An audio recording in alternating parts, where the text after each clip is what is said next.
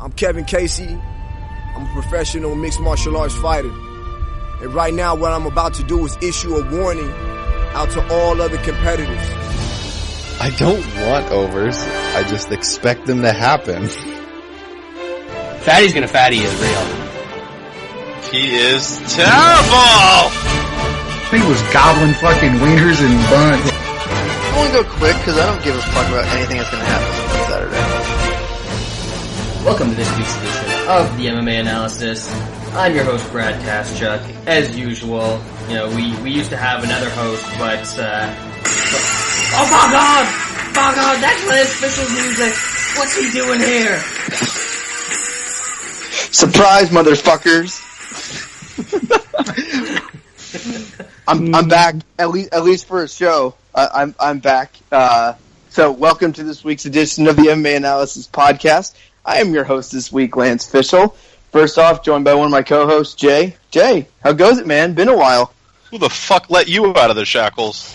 I own this bitch. I have the copyright. No comment. The MMA Analysis trademark. TM. Brad, Do you how are remember you? how to do this, Lance? I said Brad. I know, but I'm asking you, do you remember how to do this? I mean, I'm just gonna... did I know how to do it before? That is an excellent point. That's an excellent point. But it was like that, what do they call that when you instinctively remember how to do things? Like muscle memory or whatever? Memory. Yeah, that's gotta be gone at this point. I mean, I talk all day for a living. So, you know, we should be okay. We'll figure it out. Always be selling. Yeah. And yeah. It's always be closing, but who's counting? Anyway. Exactly. Wes, how are you doing today? In Kentucky, ABCs are ABSs. Yeah. Doing good, man. Just hanging out. Getting ready for this weekend. Got some fights. Going to be traveling down to Nashville land to watch a little U.S. men's soccer. So, should be a pretty good weekend. You didn't even mention that you were coming to hang out with me. Nah. You're still not sure if you're going to show up. I'm coming to hang out. I'm coming to hang out with the best Fishel, Barry Fishel, because he knows Barry's going to show up. I show up. If I say I'm going to show up, I show up. If I don't say I'm going to show up, I probably don't. No. Which That's is, fair. you know, what you're looking for. How you doing, hippie? I'm good, man. It's nice of you to grace us for your bi-yearly show. Mm-hmm.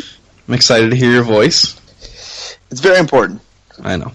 It's very important. So have you guys still been doing the show while I was gone, I guess? Yeah. Such an asshole. You don't even listen to your own fucking Bigger and better than ever. Shit. You know, Gray Maynard's back, so I figured I should be back as well. Well, we also thought that Rumble would bring you back, but that didn't happen. Yeah. Well, for good reason. What the fuck? Is Josh Koscheck on this card or something? Like, what's going on? Is he still fighting? Like, did he retire? Because that Bellator thing was... That was awesome. Something. We watched that live. We did a fucking fight companion for that. It was Yeah, that's right. See, I was gone from the recorded show for a while, but I did like three live shows. Yeah, that's true. No baiter on this one, but you do get CB, so it's kind of close. And Gray Maynard. Yeah. It's a good week. Ward clearance, Byron just Holloway. got another robbery decision against Phil Davis. So you know, for the course. It's Lance Fishel time. Robbery? I don't agree with that. I think, yeah. Let's be honest. Phil Davis won both fights. Both fights. Well, let's just I'll say this. Both fights. It was East Coast. I was East Coast time, and it was like 9 o'clock, so I fell asleep for a round or two. It was bad. It was fucking bad. I mean, those two guys could fight 10 times, and it would be a split decision every fucking time. A terrible fight every fucking time. Yep. So let's just think it didn't ever happen. Let's just put it like that. We didn't put on the agenda. Are we talking about any of this stuff from last week? There was 2 weeks ago. Last week. Yeah. It wasn't? No. What was the last UFC card? There's one thing that we can talk about from last week. Was that 2 weeks ago? But we didn't do a show, or you didn't do a show last week, did you? You know what we have to talk about, you know, since we are savages on this show? Wes. Yo. GLA. Oh, man. World records being set. I mean, you can't tell me that Joey Jaws ain't one of the greatest men walking this earth. Tell me he's not. He's not. He is. Come on, dude. Yeah. Did you see that performance, man? He was gobbling fucking wieners and buns like Wes's hero. Wes's hero. I really hope that audio was clear because that's getting taken. Oh yeah, that's going in the intro. He was gobbling wieners and buns. Hey, Bo's a far bigger fan of Joey Chestnut than I am. Yeah, Bo's also He's also one of the human. greatest bets in sports. Plus money on Joey Chestnut last year was one of the best lines you'll ever get. even the minus 8.5 at plus money this year was. Whew. Yeah. What did he get him by? Like 20, 23, 24? Anything, any bet. Yep. The hog analysis. They all won. And anything anti-Stoney was a great bet because that was One hit. He's a one-hit wonder, dude. One-hit wonder. One-hit wonder. He might as well be the. He's still got the hit. That's important. Yep. Hit the dogs. Hit them wieners. Did you guys do a show last week? No, we did not. We should have done one for the hot dog contest, but we'll do that for next year. What card was the week before, the UFC card? Oh, that was the Kevin Lee Kevin fight. Lee. Yes. Yes. Yeah. And the girl shit on herself. We should have had Jerry on for just a couple minute segment on the Chiesa tap no tap stoppage. Well, I was thinking it'd be more fitting if he was on for the Kish recap because from what I've heard from his training partners, it's very common for Jerry to shit his pants while they're training. Like anytime you even get near his neck, that's why he was so defensive when he was talking about the tap and everything. He just immediately shits his pants, and sometimes the instructor stops it and he gets all pissed and he's like, "What the fuck?" And there's just It's a shit defensive everywhere. mechanism. Exactly. I mean, Yoa would not be fighting this weekend if he did not shit himself. It's true. He'd have been choked dead, huh? The shit. Brunson was all like, "Fuck that." Knock me out. Man, like, I can't think of something worse if you're... Because, don't forget, like, Felice had her back for a good bit of time after she shit all over herself. So basically, they're just getting poop all over. Yeah, I bet she's got a yeast infection. Right For now. sure, as she has definitely an STI. She's a urinary tract infection. I'm not a doctor, but another woman's shit inside your vagina cannot be a good look. It's That's my as good breakdown. as Tim Sylvia and Asuerio Silva from back in the day when they both shit themselves during the fight. Oh, man. A classic. What else happened that card? I don't remember. Oh, BJ Penn looked pretty well. Pretty good. Oh man, I thought we had it. Man, he looked real good for like a round and a half, dude. Like a round and a half. That's pushing it. Like, no joke, when he knocked him down, I got an erection. Yeah. Then the third round, it was some of the worst I'd ever seen. It went whoop, it was gone. Yeah, Completely that gone. was like immediately. Like the second round ended, I was like, "Here we go." I was like, "He's gonna do this. He's gonna get a win." And then when they came back from commercial, it just showed BJ getting off the stool. I was like, "Fuck!" Like he is done. He looked like he got cancer in between rounds and shit.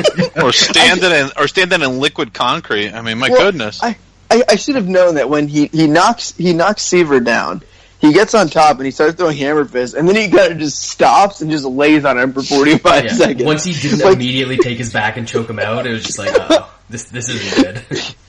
He's probably just thinking, well, I got a round. It's an improvement. Next time maybe I'll get 2. He's done, right? I hope Oh, yeah. So is your buddy Johnny. Can't make fucking middleweight and then gets knocked out by the Bosch. Yeah. Dude. That would cost me. Hard. Yeah. Real bad. Johnny Hendricks shows up and can't even fucking make middleweight. Like, are you serious? Yeah, I Done. think he's in trouble. Done. BJ Penn's last win was against 2010. Matt Hughes, who R.I.P. That was a long time ago. Choo choo. That was, Still in a coma. yeah. Too soon? Um, Too soon? I don't know. They're taking him off the ventilators, supposedly. That's what I heard last. I don't know if he's going to be okay. I don't think Matt's gonna be right, even if he does make it. Yeah, He'll be fucked up. I don't know. I mean, what do we? Is he dead? Do we have confirmation? Nah, he got off the ventilator a couple days ago. Yeah, he's getting better. But that's a long time ago now already. He was on a ventilator for at least a week, right? That can't be good. The dude got hit by a fucking train. Check out the train. How did that happen? From to quote the great Jack Parkman. Yes. Next time, don't stand on the tracks when the train's coming through. How many times do we get to talk about Jack Parkman on the podcast? Not enough. Is that a first? I don't think so. I don't think so. He was a great villain. Mm-hmm. Big fan of Parkman. Anyway, what else happened on the UFC card? Anything else we need to talk about? Nope. Blake Guida put in a great performance. Yeah, yes, Eric Koch put in a shit performance. Yeah, don't care. True. Either way, I made money on it. But Eric Koch was betting 400. That's all I know. Yeah. I won a bet. That doesn't happen often, so that was good. I hit Lee, Herrig, and Guida, I think. Carlos Garza went to a decision. That's I'm surprised you didn't. Did you bet Herrig? Oh, I did hit that. I hit Herrig. Oh, and also I bet Esparza by decision, which you guys know I never do that. What the fuck, Lance? Wait, did you max bet it though? It wasn't max bet season. It was minimum bet season. I'm in a hotel and sleeping on a sofa couch in Michigan. Season. Hashtag. That's a hell of a season. Is max bet season. I mean, it depends because a lot of these books take like $10,000 bets. So I think a great tout name would be Max Season. Is it a max bet if it's a max bet for yourself? Or is it only a max bet if it's truly a max bet and you're placing the max wager at a sportsbook? The latter. I would think it's the latter. So it's false advertising. Yes. Unless it's an opener. Hey, I max bet lacrosse all the time. Yeah. Huge. I bet you do. 25 units. Yeah. LAX fucking openers, 25 units. Did you guys even watch the Bellator? I didn't. I actually went to sleep right before the pay-per-view started. It was a debacle. Yeah. It was exactly as bad as you'd think it would be. They haven't released those numbers yet, eh? I'd be interested to see how many pay-per-views they sold. The prelims did pretty well. I think they did like 1.3 or something. Oh yeah, and Pico lost. We can't ever forget about that. Yeah. I don't know. He's going to be a problem. He's definitely going to be a problem. Right, I still think he's going to be awesome. Okay. I agree with He's only 20. Best prospect in MMA. Honestly, that's the most MMA thing ever. Yep. Well, the funniest thing about it is, why do we rag on Scott Coker? Like, what's the number one reason we rag on Coker? Because he gives cans to the prospects. Yes, matches. He protects everyone. Like, the dude that beat Pico is worse than the best dude MVP's fought. Yeah. Like, they have this actual guy that they should give, like, some guy they found at Subway. Like, hey, are you sick of being a sandwich artist? How about you get knocked out for $10,000? But yeah, they give Pico a guy, like, I know this guy's still a jobber or whatever, but he still had, like, 10 fights. Like, yeah, the guy's never fought before. He fought for an LFA title. He's pretty decent. Well, they do. They get them good wrestling prospects, too, and they never set them up right. Never.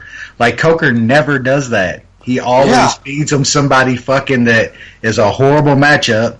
And you could see this written all over it, especially when they came out with those best prospect ever articles like, this dude's going to lose. It's happening. Brett Okamoto?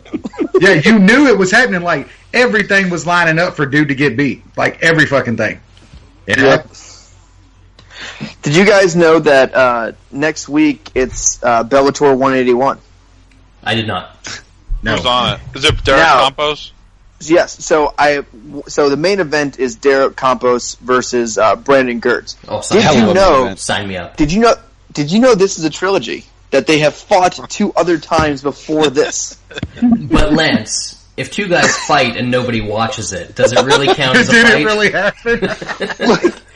like literally, when I was just like scrolling through MMA Junkie and I saw this. I was like, Bellator. And I was like, next week, weird. And I was like, oh, Campos 3, And I literally, not even joke, I had no idea they had ever fought, and they fought twice. I was like, that's like Bellator in a nutshell. Hey, these two, and every Bellator fighter looks the same, around that weight class. They all are like big muscles with stupid tattoos, and they all suck and they gas out in like 5 minutes. I don't even know the difference between Derek Campos and Brandon Gertz. I thought they were the same person. So anyways, I'm let's talk about excited. the fights we've got this weekend. You're making me sad. Anyway, I like talking about Bellator undercards, personally. I mean, this card's great. You got in the prelims Alexis Dufresne. She's back. Oh, so goddamn you, Is she? Dufresne. But the new best prospect in all of MMA, Logan Storley, makes his Bellator debut. Ooh. I mean, I like that they give these wrestling dudes, some face time, but Storley was such a no-brainer for the UFC. They're so fucking stupid. And that's at least they got or Gillespie. something too. Huh? He picked Bellator though. Yeah, he did. Which means the UFC was probably like, hey, we got a great deal for you. 8-8. You got 8-8. The only really great wrestler the UFC signed the last few years is Gregor. Yeah, he's great. Yeah, but he was also way removed from wrestling. Yeah. Yeah, he Where was. his is a little different. Like all the guys at Bellator signing, like Logan Storley and Ruth and He's Pico also and all a those guys, they're CFFC new. guy. Almost all the Cage Fury guys like that fight in that promotion all go to the UFC. There's very few that go to Bellator. I mean, if he turned down UFC, I'm guessing Bellator offered him just something outrageously stupid. And when it comes out that the Bellator pay-per-view fucking shit all over itself, I think Bellator is going to have to slow down a little bit. There's no way they made money on that pay-per-view. I have no idea. So, all right, let's move on now to TUF 25 finale. I watched the season. Really? I did. That I can't say I did, so you're ahead of me. I did. So if I you did guys not. need any Decent. advice on this card, you just let me know. Before we start, pour one out for Big Gilly Styles. It's over. Yeah. Did you cry when he Brady's did made that? us some money. I didn't made know. us some money. I didn't watch the season. I saw somebody tweet that he retired. I didn't actually know that he retired. I watched it live. It was very upsetting. Yeah. Because he won a fight. He won a fight, too. He won his first fight. He beat a human in an MMA fight. Didn't he So beat, it was- like... I was looking at Someone- the bracket. Wasn't... Did he beat Baczynski? Seth Baczynski? Who was Garbrandt's Nice. number one pick? You like that? Garbrandt, like, when I was, like, it's, like, it ended up where Garbrandt basically lost every fight, but when they were picking it, I was thinking to myself, like, Garbrandt's never heard of any of these guys. He's an idiot. He really is an idiot. Yeah, he's the biggest meathead, a legit He meathead. picked the dude. absolute worst Johnny, team there he's up is. with Johnny Hendricks. There's a few other meatheads. Well, He's a fucking idiot. Well, the funny really thing is. about... I don't know what's worse, him picking Seth Baczynski first, or when he got the first pick, he was like, all right, Seth Baczynski, can't stop takedowns. He picked that fight. Who was his picked first that pick? fight. Who was his first pick? Yeah. Seth Baczynski. Oh, that's terrible. Good That's stuff. really terrible. Yeah, I would have gone with James Krause. Well, no. Krause was first pick to Dillashaw. Overall, and yeah. then, yeah, Baczynski was the first pick for Garbrandt, and I was like, Wasn't oh, Zach Cummings good one. supposed to be on that season or something? There's rumors of that, but then he didn't end up Because going. he would have been the clearly best fighter on the show. Well, I the mean, weirdest... Yes. The- Yes. The other weird thing is Joe Daddy Stevenson did not go last. There was like 3 or 4 people. And Joe Daddy's Joe Daddy won a fight, didn't he? No, he got. Oh no, he he got lost twice. and then he got. He was the redemption, only yeah. guy on Team Dillashaw to lose. He got Yeah, murdered in the second well, fight. Yeah, but it was he got the wild card pick after everyone kept saying how tough he was. Basically, he got beat down with a shovel for 10 minutes, and they're like, "Man, he's so tough and concussed. Let's run this back." The smartest thing Cody said the whole season was, dude, he's going to get killed in there. What are you doing? Hayden Smartest thing the fucking dude said all murdered season. him. It's the only thing. And Hader basically just about like took a couple years off his life the next Yep. fight. Oh, that was great. All right. Anyway, we'll move on. So, TUF 25 finale. We'll go through the prelims pretty quick, and there's also a bunch of chick fights, so we can, yeah. Starting on UFC Fight Pass, we have in the women's strawweight division, Tisha Torres versus Juliana Lima. Jake? Torres by decision. Okay, next. Yeah, Torres. And scene. It's only minus 185, so you might as well take it. Yeah. What's minus 185? Oh, the decision? That's by decision. Yeah, I mean, if Torres stops a takedown, she wins. That's all it comes down to. Torres has never won a fight other than by decision. She couldn't finish. Well, I'm not going to make that joke. Like, the over is minus 420, but her by decision. That was a good one, Jay. Yeah, we like Torres in this fight, though. But the grades are Torres beat Lima C+. Does anyone else want to talk about this, or should I literally just move on? No, actually move on. Yeah. I'm taking Torres. All right. Featherweight division. One of the pound for pound greatest fighters of all time, Gray Maynard, takes on some Asian guy. Turatu. Sekihara. I got both these guys at D. Man, this is so tough. What? For me. First of all, show some fucking respect. Maynard, the skill level's like a C- ish, but the chin is like a F. F. That's the problem in this fight, and that's why Ishihara's a favorite, is because Ishihara can punch. He's got a few knockouts, and if he hits Maynard's chin, it's going to be night-night. It may not be the first round, but at some point he's probably going to hit, and it's going to be over. But it really does feel like, if you want to play with fire and you like plus odds and Tout Master, kind of have to go with Gray. I'll leave it there. Brad? Yeah, and I could see Gray Maynard coming out and getting takedowns in the first round, and getting takedowns in the second round, and then Ishihara will throw one flurry all fight, and he'll knock Gray Maynard out. So that's probably what's going to happen, unfortunately. New Sean? Ishihara just lost the fucking flow buff, yet he's over a 3-1 favorite over Gray Maynard. Flowbuff took Cub 5. Wow.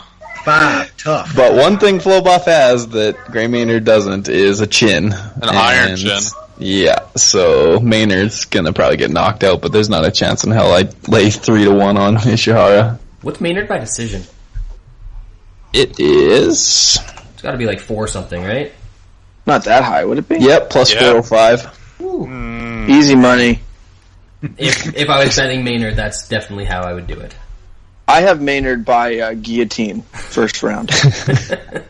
If you want Maynard sub, it's only plus 1765. It's a bargain. It is. I mean, that's free money. Max bet season. Wes? First off, Gray didn't lose to that butt-scooting cocksucker Ryan Hall. Just putting that out there. He's on a winning streak. He's on a winning streak right now. I pretty much what those guys said. I really would like to bet Gray here at that plus money, man. But dude, that chin is just everywhere else. Gray is still better than this dude, but that chin is just so gone. I have some inspirational words for you, Wes, because it seems like you're a little scared to bet Gray. Are you ready? Let's hear 'em. One life, roll the dice. The tramp I thought you were going to say side. YOLO, Lance, and I thought we were saving that for next card. No, Yeah. that's one That's life, the roll the text. dice. That's what's tattooed on Gray Maynard's chest. Yeah. That's on his tramp stamp, that's on his chest. I'm just laying out A+ material out here, and you guys are doing nothing with it. Does the I'm on tramp fire. stamp say anything, though? That's what no. speaks to me more is that tramp stamp. Yeah. It just says Right it just says side. entry. Entry. Yeah, so I think the Japanese fella is not very good, and Maynard's on a 2-fight win streak. The Ryan Hall fight doesn't count, obviously. So I think Maynard's going to take him down, and I think he's going to wrestle him and beat him up, and then I think that's all it is. He's only 37. He's a spry young fella. Best shape of his life, highly motivated. Heard he's been training with BJ Penn a little bit. So yeah, I like Maynard here. So let's move on now to the Fox Sports 1 portion of the card. We have in the women's bantamweight division, Jessica I versus Aspen Ladd. I honestly have never heard of that person. Is that a porno? I think so. That sounds like a porno name. It's one of those like, say what city you're from and what a young boy would be called. Jay? I thought that was an herbal remedy. Boo. I got Aspen Ladd a C, Jessica I a C. Ladd's really young, undefeated. Pretty good prospect in this weight class. Both these girls are pretty undersized, though. So keep that in mind. There's no real size advantage here. Thing with I is, she has decent striking skills, but she's usually afraid to pull the trigger. Has no ground game. Ladd will come forward. Volume striker, pretty good on the clinch. If she gets top control, she'll throw elbows. I think she's got the advantage in all realms in this fight. I think she'll win. It is her UFC debut, though, so always kind of a buyer beware type of thing. But, I wrote an article about her earlier this week on Oddsbreaker. I said if she gets down to plus money at any point, I'll be making a bet. So it's getting close to that way. So until it does, no bet for me. Bradley? Jessica I gives zero shits anymore, and that's basically why Aspen Ladd's going to win, because she's going to come out and actually do things, and Jessica I is going to stand there high as a kite and not throw any punches. Yes. Yep. That's true. Mm-hmm. Next, Nushan? Don't care, didn't even play the over. Ooh, Wow. That's a good decision. I could see Ladd maybe finishing her. Yeah, I shitty enough that she could just fucking give up. I could punch her ear off and it could be a doctor stoppage. Don't forget. Never forget. Alright, Wes? Yeah, I must be doing just like weird shit out with Dana or something, man, to still be in the UFC. I mean, who fucking knows, but she's terrible. Yeah, Ladd's gonna win. I'm with Jay. If it gets anywhere to plus money, I'll be betting her. Yeah. I honestly don't care. Not even a little. I'm not going to watch this. Smart. Yeah, I'm a smart man. All right, let's move on now to the light heavyweight division as we have Ed Herman and the return of Lord Clarence Byron Dalloway coming off a vicious defeat from the elevator. He's looking to gain some vengeance. That was I a got tough one. Herman. I got Herman a C, Dalloway C minus. You have to. I don't know how you can really support. I know Lance is going to bet Dalloway because that's what he does, but Shut your mouth. Dude's coming off an elevator injury. Brutally KO by Nate Marquardt not too long ago. Ed Herman has shown signs. I mean, he did KO Tim Bosch not that long ago. Signs of, decay?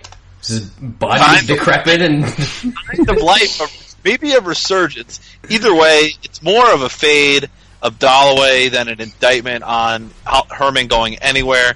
Herman at plus money is definitely tempting, but even worth of a small bet, maybe half a unit, something like that at plus 160. That's a pretty decent price to fade a guy who hasn't fought in a long time and got hurt his back really badly in an elevator. Jay, I did not bet Lord Clarence, just for the record. You know it's bad when. It's not Lance. The fight hasn't happened yet. So I've been giving 22 hours or so.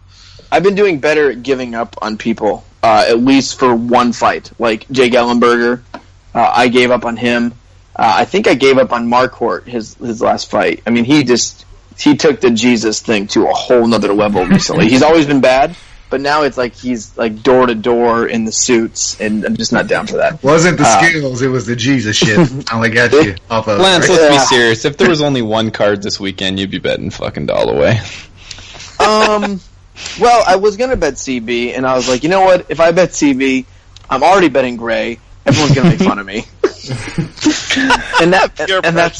That's how I gamble. Now, here's what's gonna happen realistically. We're gonna get to the fight. I'm sitting there like I hadn't had let's say if I look before this, I won't have a bet the fight before, and I'll be bored, and I'm like, all right. And He already lost money on Maynard. Yeah. So what I'll do is I'll be like, okay, is Dalloway gonna knock him out or sub him? And then I'll be like, well, it's probably just gonna be inside the distance. I'll just put a unit on CB inside the distance. Yep. And you'll pour another scotch after the fight. This is a good scotch. All right, who's next? Brad, did you talk yet? I did not. I think to be even safer, instead of putting Dalloway inside the distance, just bet the fight doesn't go to decision. And then you can say that you bet it by accident, you actually meant to bet Dalloway, but at least you'll win. Yeah. Because somebody's going to stop somebody in this fight, because both these guys have no chin left. So that's what I'd be looking at. Lord Clarence did have my biggest cash I think ever when he knocked out Mutanch. Yeah, I had CB like 8 different ways. Round 1 KO, Yeah. fucking yeah. I had moneyline round 1 and KO, and they were all huge. And he flatlined Mutanch in like 2 seconds. That was good. A great period of time when you could just bet Mutanch's opponent round 1. Just profit, Jesus. hand over fist. Yeah, Nushan? Yeah, I don't really have a good read on this fight. I would not want to have money on either of these guys. I mean, one guy's probably in a walker because of his back, and Ed Herman is whatever the hell Ed Herman is. So Ed Herman. I'll probably just pick Herman because he's plus money for Toutmaster. Wes? Good one. Yeah, you know how there's podcasters out there that claim they have inside information. Oh shit! I actually have inside information. I heard that elevator when it hit, it stunted CB like 3 or 4 inches. So he's not even really 6'2" anymore. He's like 5'8" or something. Herman's just gonna tower over it, dude. Yeah, right. Give me 3 plus money. 3 inches, 6'2" to 5'8". Keep going. He's rolling. When the Germans stormed Pearl Harbor. Lance, there's only 10 inches in a foot, okay? Sorry, Wes. Carry on. Herman plus money. I'm picking Lord Clarence and not betting on him. All right, next up we have, in the welterweight division, James Krause versus Tom Colicchio, who, pure talent-wise, might be the worst fighter we've had in the UFC in a while. Jay? Mm-hmm. I can't say I didn't watch. Oh god. Oh yeah, that's valid. Can't say much about Colicchio because I didn't see the season. I thought Krause was probably the best fighter on the season, despite not making the final. Last fight, not whatever. So I'll take Krause here because, quite frankly, I think Colicchio is terrible. End of story. He is very terrible. Bradley. Colicchio can do one thing, and that's grapple a little bit. And Krause and take punches. Yeah, Krause can do everything but one thing, and that one thing is defend takedowns. So I honestly wouldn't be shocked to see Colicchio get on top of him a little bit, and Krause kind of shit this fight away, because that's what he seems to do in the UFC. Maybe, but probably not. It's a big number on James Krause. What is the number? Like 375? It's low. It might be low. Nushan, have you seen the Hairy Man fight before? And how terrible is he? Like, if you Jessica I to Chael P. Sonnen, the greatest fighter of all time. He's definitely closer to Jessica. He can take a punch though. He can Charlie Ward. He ate some shit. He ate a lot of punches on Ultimate Fighter. He didn't give up. James Krause actually got a really bad staph infection on or right at the end of the show or right after, and that would be why I'm steering clear of James Krause, because who knows what the hell he comes back after that. Wasn't that like brutal, 6 months ago? Yeah, but that's a long time ago, man. Staff's not a joke, though. And he's not get kicked in the body. Time ago. He got kicked in the nuts and quit a fight. It's true. It's true. Was that him that did that? Yeah, against Bobby Green. That's a power move. That is a power move. Yeah, Staph sucks, but I mean, he had that was like, I think he had it like January or something weird. It was a long time ago. Or March, I don't know, it was forever ago. He should be fine. Agreed. Wes? Colicchio, like Brad said, he can grapple pretty decently, but he's really good just like rear naked chokes and stuff. I just don't think he's going to catch Krause and stuff like that. Brad's right though, man. Krause, he does get on the mat a lot, man. So I like Krause here though. I'm with Jay. I thought he was the best fighter on that season outside of JT Money. I'm looking at Krause inside the distance at plus 120. If I bet it, that'd be how I bet it. Yeah, I like Krause here a lot. Like Brad said, Hairy Man he's a grappler, but he's not as good as a grappler as Krause. I think even if he gets on top, I think Krause would be able to sweep him pretty easily or even finish something off his back. So I like Krause a good bit in this one. I think he wins rather easily. Next up, women's strawweight division, Angela Hill versus Ashley Yoder. That's a person. Yeah, I got Hill a B-, Yoder a C-. Hill's impressed me, since her return from Invicta. She's definitely made improvements to her game.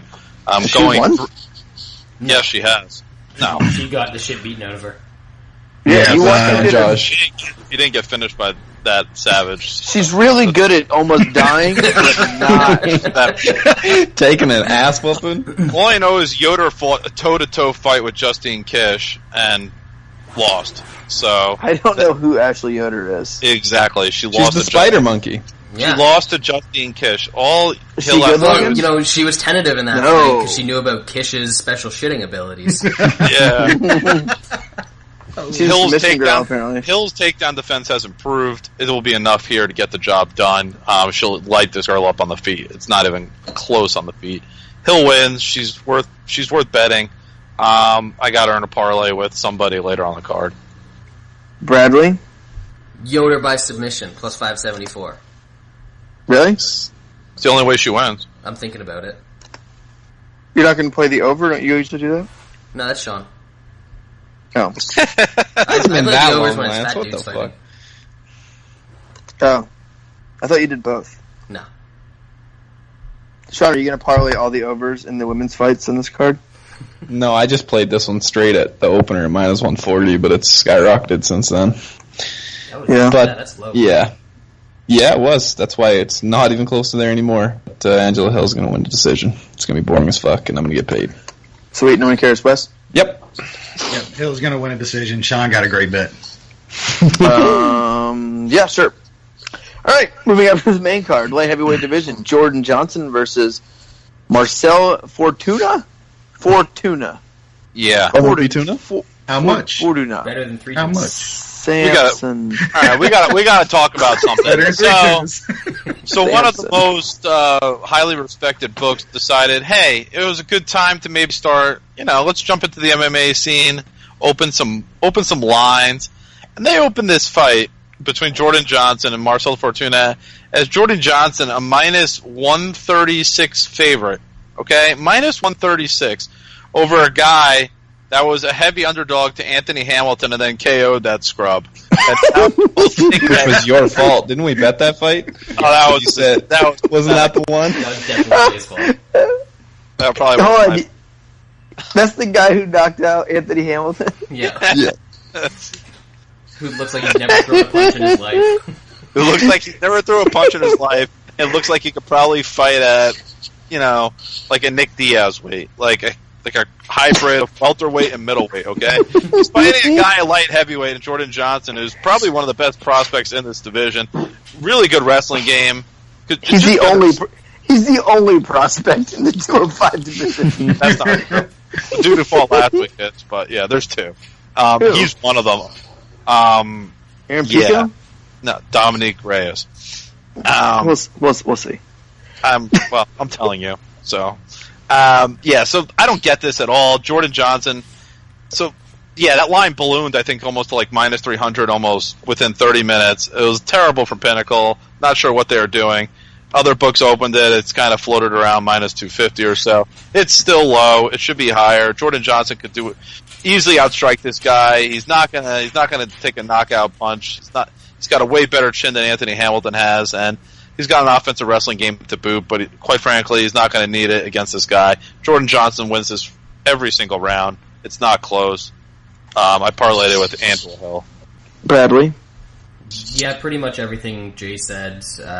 I think Johnson's just going to get on top, and even though Fortuna's a good black belt, Johnson's just going to dominate him from top position, pound him, win a decision probably. It's basically Pat Cummings with a chin and a striking. Sure. Better teeth. You Sean? Jay's just jealous he can't bet at Pinnacle and couldn't have abused that opener. She's salty as fuck. I hate it. It's still the cheapest it is anywhere. It's minus 211, and I'll be playing it's that. Terrible line. It's down to minus 225 Yeah, dime. Mine either. Yeah, he's gonna wrestle fuck Fortuna. Wesley? Yeah, Johnson's probably one of the better bets on the board for tomorrow night, for sure. Yeah, I like Johnson a good bit. He's a pretty good wrestler. Heavy on top, good takedowns, and almost everyone above 205 and higher is just awful. So, yeah, I mean, this Fortuna guy, if he wins, he'll probably be top 10. Yeah, probably. There's this new rule. If you get a win at 205, you are ranked. That's pretty sweet, eh? Yeah, it's automatically. It's pretty good to see. I mean, that Vulcan dude's ranked like second. So it's pretty cool. All right, moving up. I had no idea this dude was. I completely forgot about him. Honestly, Brad Tavares apparently is still fighting, and he's fighting Elias Theodoro. Jay? Yeah, I got both these guys to see, and quite frankly, I don't care who wins this fight. It's going to be a push each other back and forth against the cage. Any type of striking at distance is going to be kicks, distance kicks, and maybe some punches from Tavares that are just going to hit air. Every time as soon as I saw this fight, I just said over. That's the only thing I can think about this fight. I could care less about anything else. This fight is going to decision. Brad Tavares can't finish anybody. I'm not sure Elias Theodore has really ever finished anybody besides making them tired. It's this fight is perfectly set up for a 15-minute snooze fest. Take a break until Cannonier goes violent on this new guy. It's your bathroom break. 15 minutes later, you cash your bet and you're happy. Brad. Well, Jay, you have to remember that this is going to be on FS1, so we're going to have FS1 pacing here. So whenever Jordan Johnson's fight ends, that's when you start doing stuff, and then you come back at about 9:58, and you'll hear the decision read, and then you can watch Cannonier do his thing. Yeah, we like it. Nissan? Hey Jay, you gotta respect the punching power when you knock out Roger Narvaez and Sheldon Westcott. That's some serious Narvaez power. won like the weakest body kick ever. Yeah, it was. That sure was.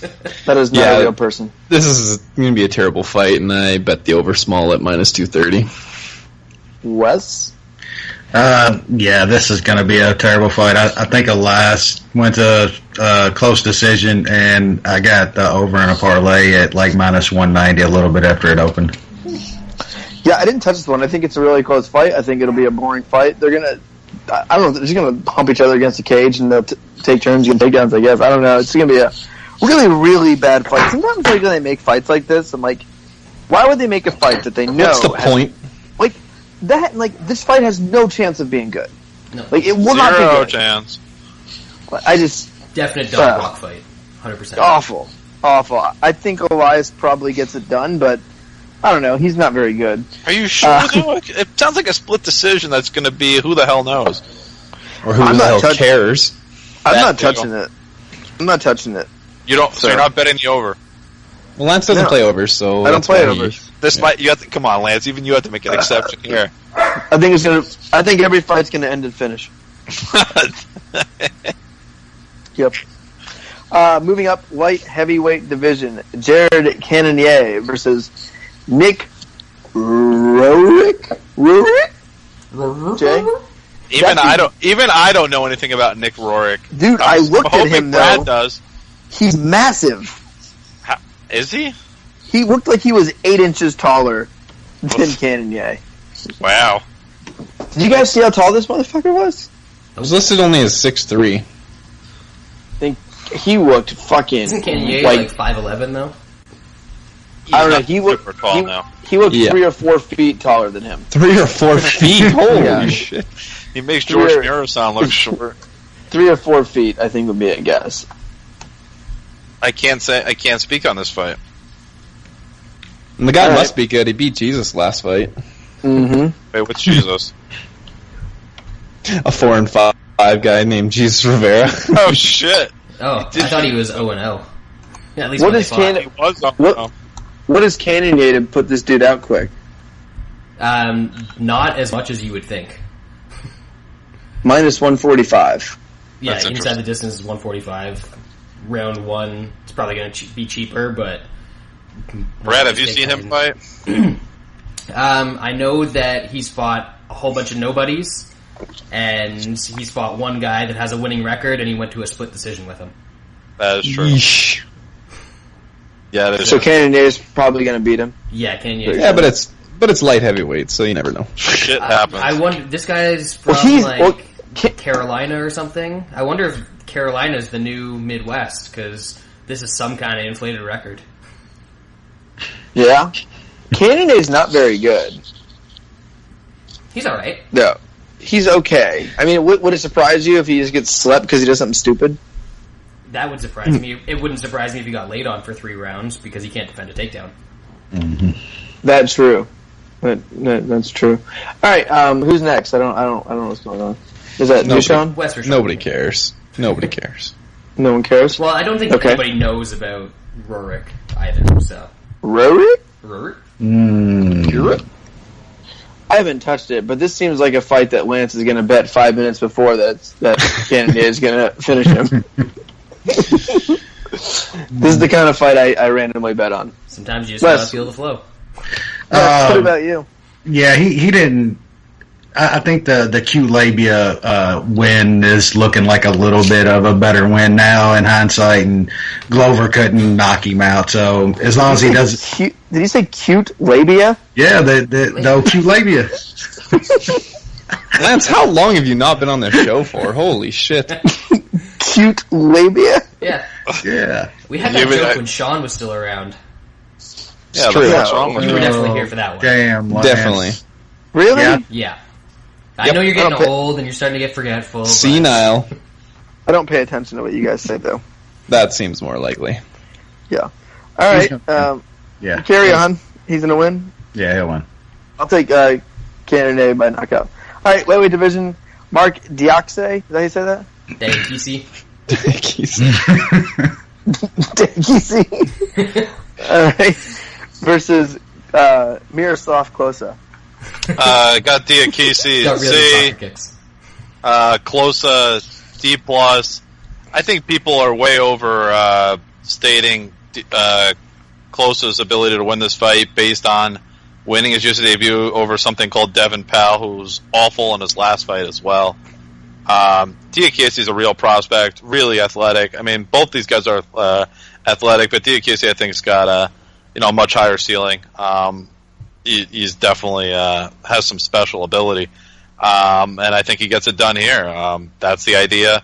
Keep pushing him and see what he can do. He has an ability for the spectacular finish, and I think that's a possibility in this fight. Brad?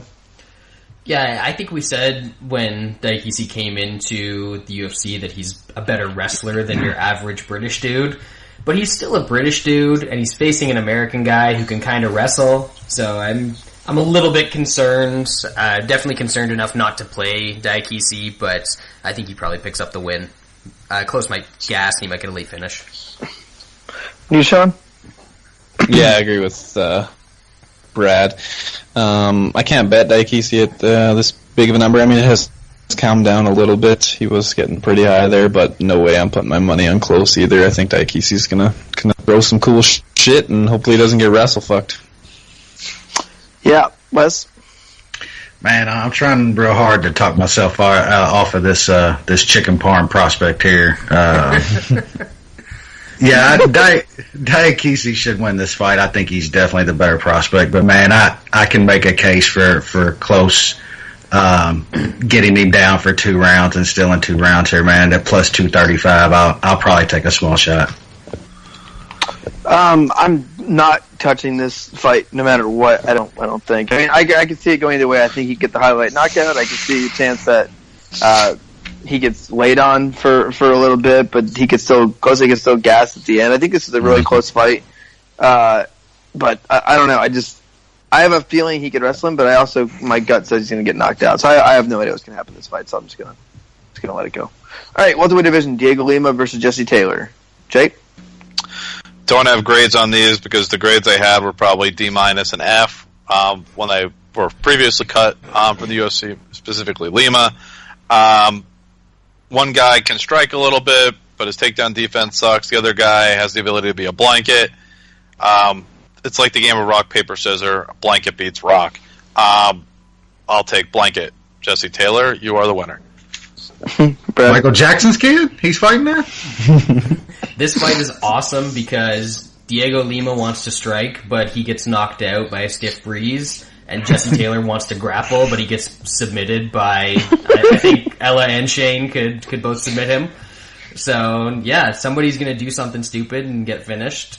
It's probably going to be Taylor beating Lima, but, man, if this is on the ground for as long as I expect it to be on the ground, Jesse Taylor might just go ahead and submit himself. So, it's going to be a thing to watch. And then one of these guys is going to be back in the UFC. Probably both. That's even scarier. Jesse Taylor's been submitted 14 times in his career. Bro, he's learning. Oh, 6 of them have been like the last 6 weeks. Wow. Yeah, but he looks motivated and in shape. So if you look at his total record, 30 of his fights have ended in submission. Yep. One way or the other. Jesus Christ. 30 fights. 15 losses and 14 of them are submission. So he's never been knocked out. He's only gone to decision once. Iron lost Shed. the decision one time, which means like if he's going to lose a decision, he just lets a guy slip the choke in. Yep. Pretty much. He doesn't even stop people either. His last TKO was in like 2011, and it was against the ghost of 75-year-old Murillo Bustamante. Hey man, they're fighting for $100,000. There's no need to take risks. Okay? $250,000. Dude, exactly. No need to take risks. At one point, he had lost 3 straight fights by first-round guillotine in the first 2 minutes. What, like 2 months ago? Yeah, like 2 years. But still, he's fighting Diego Lima, so he's probably I going wish so Jesse bad. Taylor's from Afghanistan, so we could call him the Afghan. That'd be so good. All right, moving on. Cricket. I like Jesse Taylor, especially at minus 170. I thought the price at the opener was a lot more reasonable, him at minus 265, but I think he's going to just smother Diego Lima and not get caught. I mean, he did pretty well against Krause, didn't get submitted by Krause, and I mean, he could even land a shot on fucking Lima with how terrible his chin is. I mean, it could happen. So I put a medium-sized bet on Jesse Taylor minus 170. Wes? Yeah, man, I don't know what's wrong with me, but I really like Jesse Taylor in this fight a lot. I mean, he didn't just like do very well at Krause on the ground in that last fight. He choked him unconscious. I mean, that was a pretty good win. Man, Lima I think he's gotten a lot better since his last run here, but he's not good, and that chin is still what it is. Taylor's going to smother him here at minus 170. I'm going to have quite a bit of money on a very, very dumb man come tomorrow night. Hey, that's if he doesn't kick out any limo windows and terrorize a casino between now and tomorrow. It could happen in the morning at brunch, like it really could. His beard is really stupid. Have you seen his beard he's got going right now? Yeah. It's like someone put like a bunch of nair on one of his cheeks. Oh my god. I like him when he looks like he shaved his entire body. I think that's a better look for him. That's different. He looks like he also has not a lot, but just a touch of Down syndrome. Jesus Christ. I ain't going there. Not like a ton. Not like it's all over the place. Probably more Asperger's than that. No, it's definitely Downs. But just a drizzle. Like a little topping. Like you put parm cheese on your chicken parm sub on top. The extra cheese. Just a tap. Oh my god. So I'm taking Jesse Taylor by decision. Let's go to the main event before we move on to UFC 230. You can do that. I don't get paid. Oh. Yeah, 5dimes.eu consensus bet of the week. Number 1. Jordan Johnson, Jesse Taylor parlay plus 126. Boom. Get it.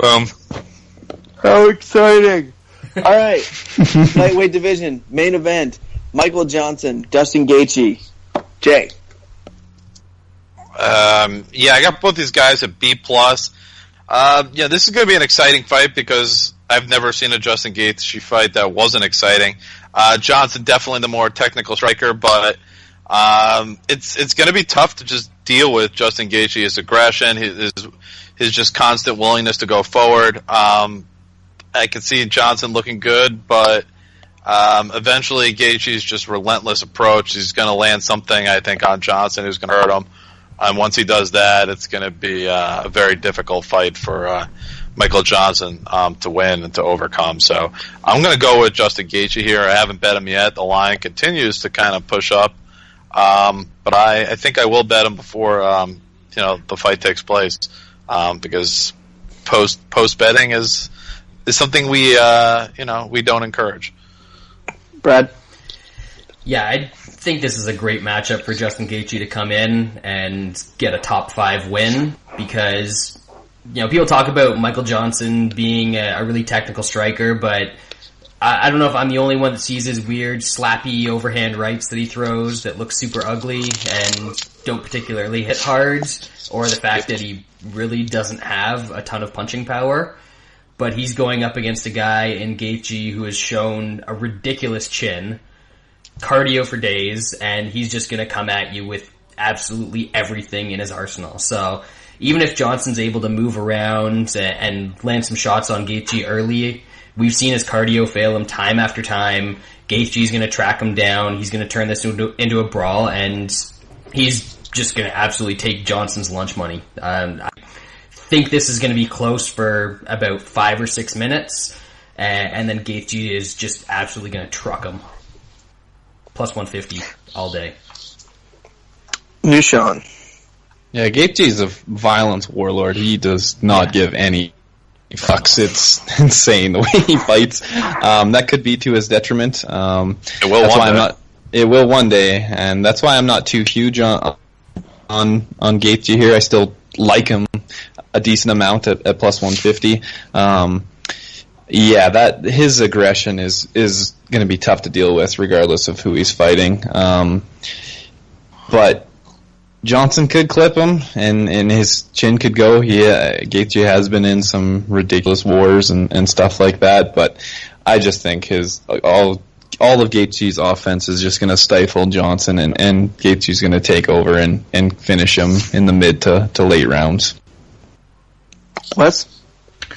Yeah, to me, I think this is really a coin flip fight, and at the current line, I would definitely take Gaethje, but when it opened at minus 110, I just think Johnson is just, I wouldn't even say he's a more technical striker. I just don't think he's as wild as like Gaethje is, and that's fun to watch, but he's taking a lot of fucking punishment, man, a lot of it.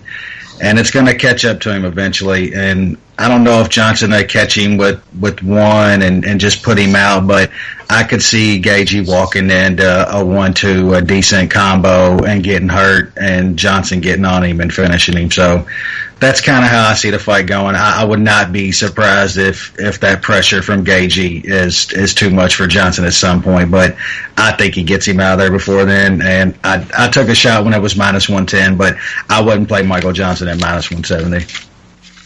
Yeah, I like Justin Gaethje here. I think his wildness is actually going to help him in this fight, and his aggressiveness. You've seen guys that Michael Johnson has struggled with a bit. It's guys who get in his face, who get a little wild, or just make him react. And he's also shown to be a little bit of a mental midget when you get in his face. If you look at the Nate Diaz fight, it wasn't just like the skill of Nate Diaz that was beating Michael Johnson. Is that he got in Michael Johnson's head and he started winging shots and started kind of being all over the place and didn't kind of stay in his own lane with his boxing. And I think Gaethje's going to do that. Gaethje's going to throw his arms up. He's going to talk shit. He's going to throw some weird fucking cartwheel kicks and do all this kind of stuff that's going to piss Michael Johnson off, which I think he's going to let his guard down. He's going to get a little more wild, and I think it leaves the opening for Justin Gaethje. And he hasn't had to use his whole skill set in World Series of Fighting, but I think people forget how high level of a wrestler that Justin Gaethje is, that he has that in the back of his mind that he can use. So if Michael Johnson is getting the better of him, I think he can take this fight to the ground where Michael Johnson doesn't stop many takedowns, where I wouldn't be surprised if this fight gets close, that Gaethje takes him down, beats him up, and roughs him up on the feet, on the ground, kind of not like that style, but a little bit like kind of how Khabib did. So I like Justin Gaethje. I think he has more ways to win. I think his wrestling might play a little bit here, than more than working that might not just be a gunfight. So that'll do it for the TUF 25 finale. Let's now move on to the UFC 213 card, and I'd like to ask if you guys would like to skip the first two fights. Trevin Giles wins, and I don't know about the other one. I don't know who these people are. They were added like yesterday.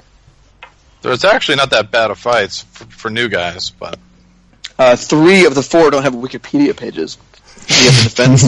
I like Giles and think where it could be a decent underdog. Who are they though? Are they weird? Are they real people? They're real. Ware and Giles have fought on Axis quite a bit.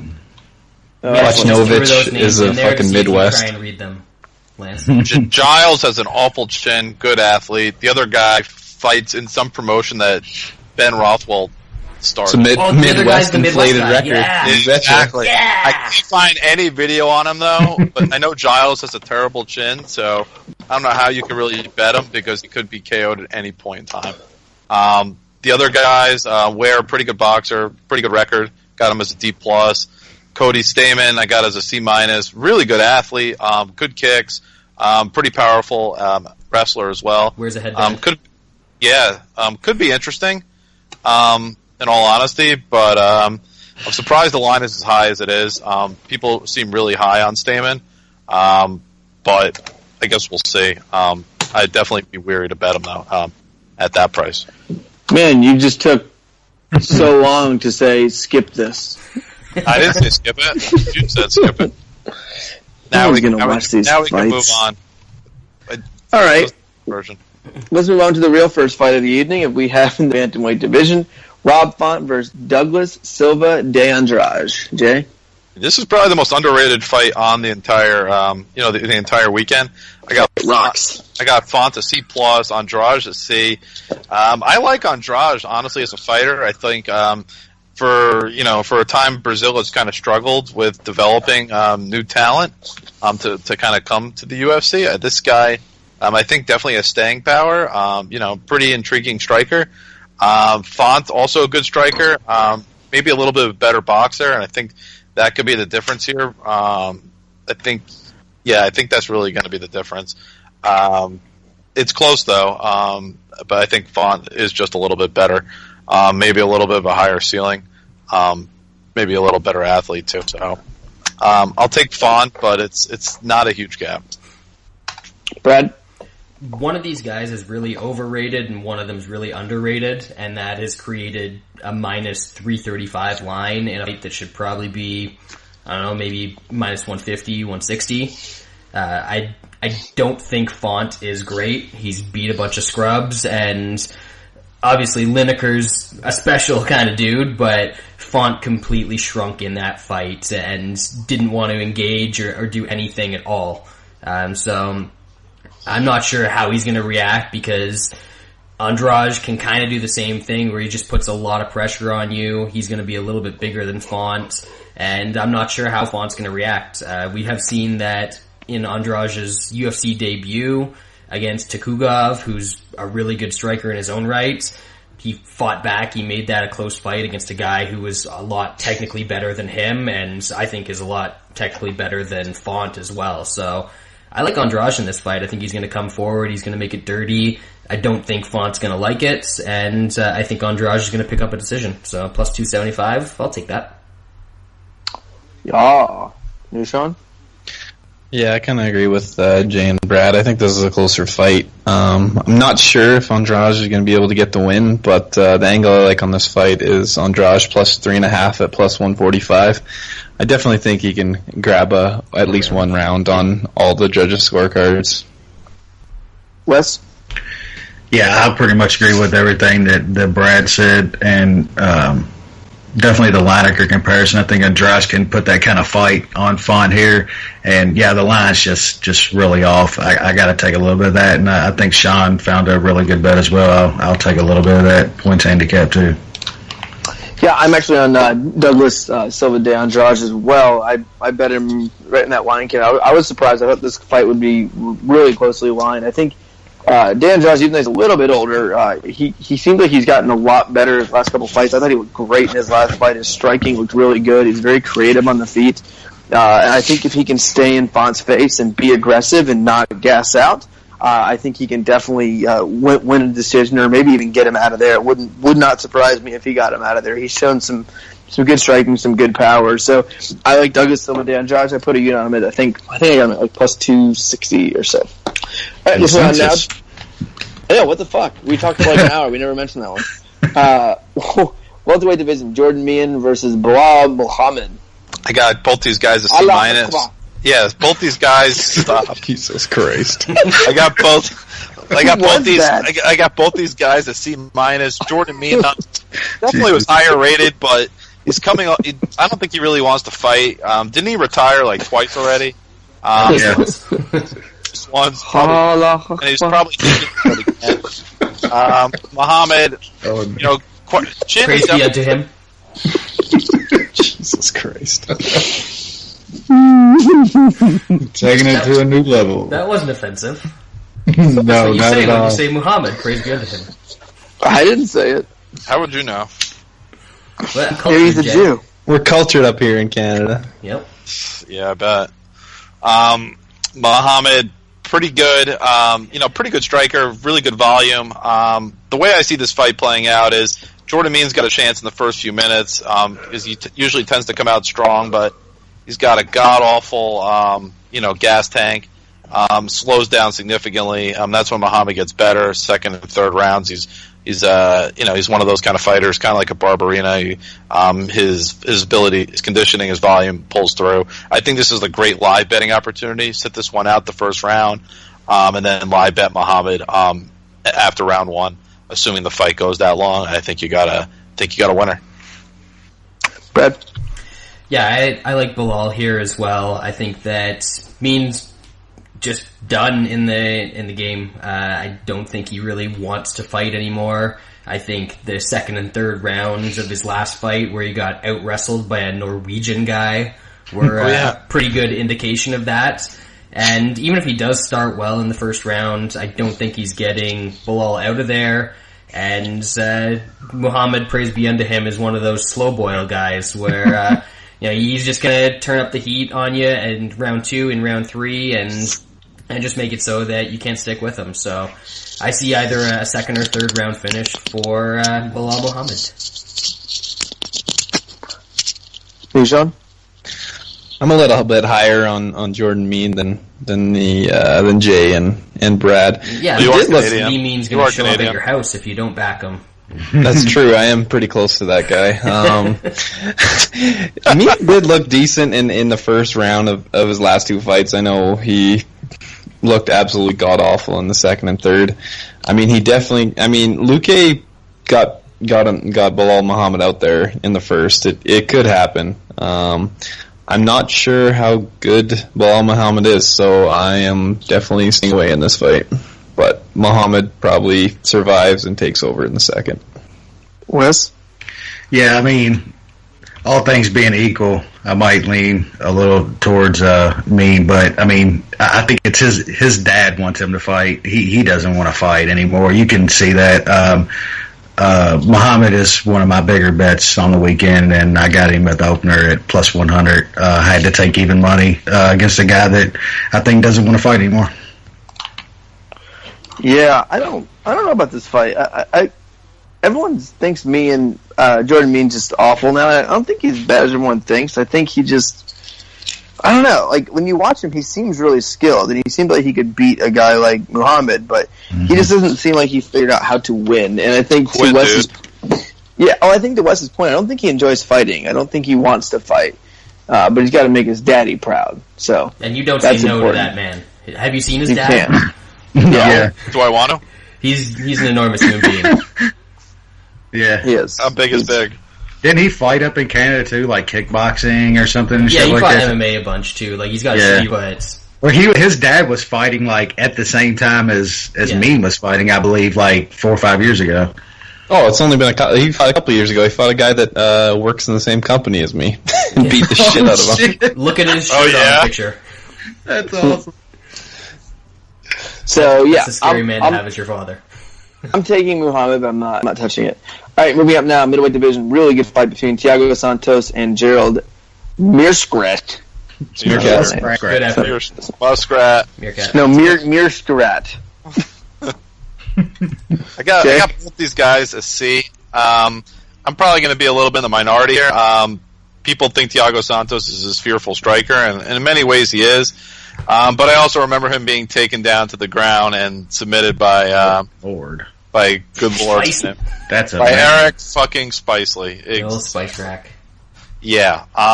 Meerschaert is actually one of the smarter fighters in this division. I think he's actually a little bit underrated, hence the C rating. He's he definitely can have some struggles on the feet, but anyway, this fight gets to the ground. I think Meerschaert could have his way with Thiago Santos and submit him. So, that's the way I'm leaning. I think Meerschaert gets it done, steals the submission, and kind of is the the dog winner on this televised undercard. Brett. Usually, Five Dimes really underrates submission props or undervalues them. So I was hoping to see higher than the plus 220 that's out there on Meerkat by submission. So as it stands, I don't have a bet on this fight. Instead, I'm just going to sit back and hope that the fight goes to decision because everybody and their mother bet fight not to go to decision. So it'll just be funny to watch two gassy guys go in 15 minutes. You, Sean? And I hate you all. So. Sadistic motherfucker, Brad. I'm picking Meerkat to win, but Thiago Santos just has so much power that he could just end life. The doggons on Meerkat are not big enough to me to bet him. Just there's so many other options out there, but I'll pick him in Toastmaster. Wes? Well, I think Jay is right that this is going to be a dog winner, but I'm going to go with the other dog that I got, Santos, on the open at plus 150. So I think he catches old Meerkat here, and I had to take a shot on plus 150 with that kind of power. Yes. Nothing big. That was a real line. Yep. Yeah, that's what the opener was. Yep. Is that a pinnacle opener too? No, it was dimes. Yeah, I just got lucky and caught them when they hit. Interesting. All right. I think Santos is going to lose. I think he's really overrated. I think he had a couple nice finishes and pulled. Who had one really big upset?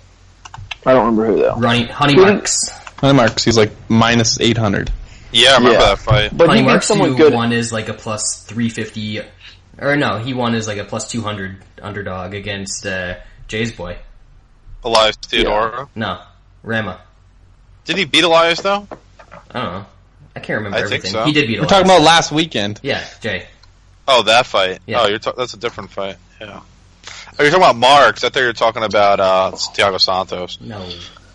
So anyway, I haven't bet this fight yet, but I might fade Santos here. I'm still kind of figuring out. I mean, if you look at the Spicely fight, how easily he took him down and submitted him, and I think this is obviously a better submission fighter and better wrestler, and he trains at Rufus Sports, so he's training with some good wrestlers. So I'll probably be adding Tell that this. to Anthony Pettis. All right, not everyone can be a good wrestler. But I do think we see a submission here, probably pretty quick, but he's only plus 220 by submission, so it's probably not worth it. He's plus 175 inside the distance, so that's probably what I'll end up be looking at. All right, moving up now, welterweight division. Talked about nobody gives a fuck. Holy shit. Oh, someone cares. Someone gives a Someone big cares. fuck. Our Lord and Savior cares, Lance. Chad Laprice versus Camozzi. Go. Yeah, I got Laprice a C-, Camozzi D+. I don't think Laprice is great either. I've seen him quit before in fights. Great starter. Really technical striker. Camozzi, though, really bad UFC debut, but he is a volume striker. He will come forward. I think this, he shouldn't win this fight, Brian Camozzi, because they do fight like a similar way, and Laprise is technically way more gifted. But I wouldn't bet this at this price. I think this line is definitely way out of price range. Brad? Do you guys remember when Chad Laprise was minus 400 against Brian Barberena and he lost?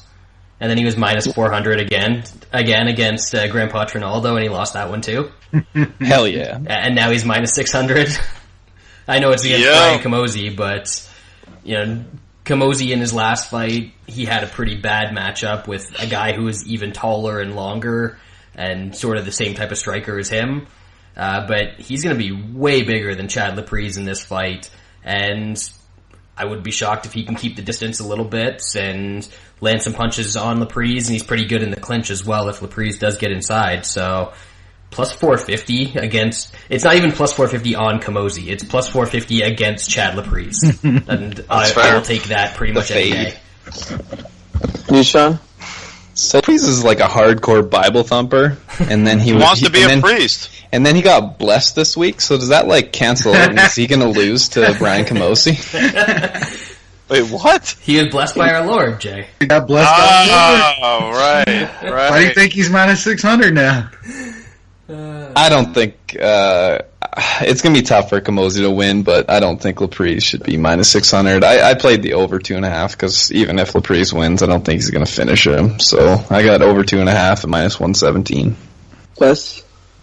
Man, yeah, Laprise got so much hype, man, after they did that Canadian TUF season, and I don't get it either, man, but if he hadn't been blessed this week, I'd definitely be sprinkling on Camozzi, but you gotta think twice when the Lord blesses somebody, so. But I like Sean's angle, man, a Bible thumper being blessed by the almighty Lord, man, that might cancel each other out. Yeah, I mean, I think Laprise should win this. I think he can keep it standing and beat him up in the feet, but the dude just finds a way to lose, it seems like, when he shouldn't, but I don't know. I'm not going to be touching this fight. All right, let's now move on to the final fight on the preliminary card on Fox Sports 1 in the heavyweight division, Travis Brown versus Alexei Oleinik. Jay? Yeah, I got Oleinik at D, Travis Brown, C+. Man, this is the one line I looked at and I said, wow, outside of that, that fight we talked about earlier with Jordan Johnson. I haven't bet this one yet personally, but I mean Travis Brown's barely over minus 200 in this bout. Man, Oleinik is so old. I mean, he's got that weird submission. He's only got one way to win, that weird submission that he does from top control. How is he going to? How's he going to get that on Travis Brown? How is he going to get him on the ground for starters? I mean, I know Travis Brown's been kind of lackluster in some recent fights.